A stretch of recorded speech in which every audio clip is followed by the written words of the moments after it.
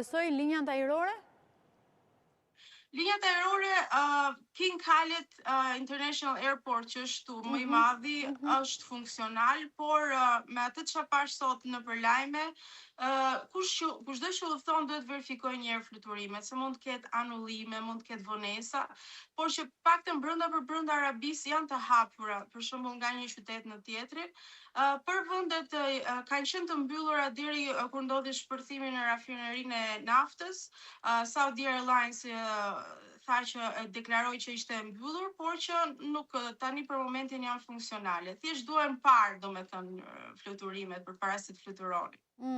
Dhe bëjnë mirë ti kontrollojnë. Çfarë flasin, meqense mi përmendet, çfarë flasin mediat në Arabi dhe analistët ndoshta nëpër studio televizive, çfarë fshihet ndoshta pas strategjisë për të eliminuar udhëheqësin e Iranit?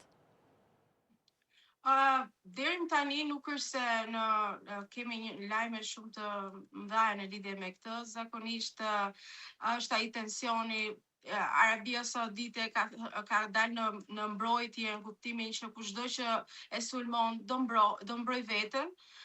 Por vetëm këtë lajm kam thekur, nuk është se jam thelluar shumë në anën politike të vendit, por di që Arabia Saudite thjesht ka ajo që mua më ka interesuar është pjesa që i ka vënë në qetësi njerëzit, civilët, i ka treguar që ka mbrojtje, ka siguri, kështu që nga ana politike nuk di të flas më shumë, sepse dhe mund të gaboj në këtë rast, por që ajo çka ju dini, dim edhe ne. Dhe ashtu sikur se ju e thatë edhe pak më lartë, vendet më të goditura janë Teherani dhe Beirut, ë? Po, Beiruti nisi që shumë herë më përpara, që kur po ndodhte edhe në Gaza në fakt.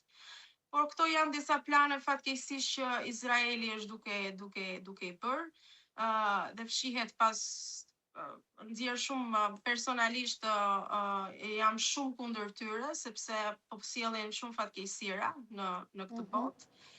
Por inshallah Zoti na ruaj të gjithëve dhe kaq di të them. Dhe bën shumë mirë që thua kaq. Kush ishte Ali Khamenei, pra si njihej ai aty në Arabi? Ose si Ayatollah Ali Khamenei. Ai është i sektit Shia, kështu që po, edhe në Iran kemi sekte Shia dhe Suni, nuk është se nuk di të them se çfarë mendimi kanë këtu, lajmet këtu zakonisht nuk është se para flasin për apo të bëjnë analiza tipike për lidera të tillë, por me ç'di unë personalisht nuk është se kanë një mendim të mirë. Çka kam pyetur dhe me çka kam biseduar në shoqëri. Nuk është se është një mendim i mirë për të. Sepse edhe ai ka pasur dorë në shumë gjëra që kanë ndodhur në Siri edhe në shumë vdekje njerëzore. Për mendimin tim, kushdo që vret një qenie njerëzore, nuk mendoj se duhet patur një mendim për të si person, kështu që dhe a mendoni se vrasja e tij mund të bëjë ndryshimin e regjimit në Iran?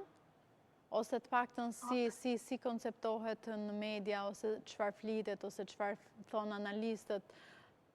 Pas çdo historie që ne kemi patur me çdo rënje lideri, zakonisht ka ardhur ndryshim regjimi, por besoj se ky është qëllimi i Amerikës dhe i Izraelit, kështu që besoj do ketë ndryshim, por për momentin ka thjesht trazira dhe nuk e dim se çfarë mund ndodhi nga sekondi në sekond, sepse janë ngjarje që dhe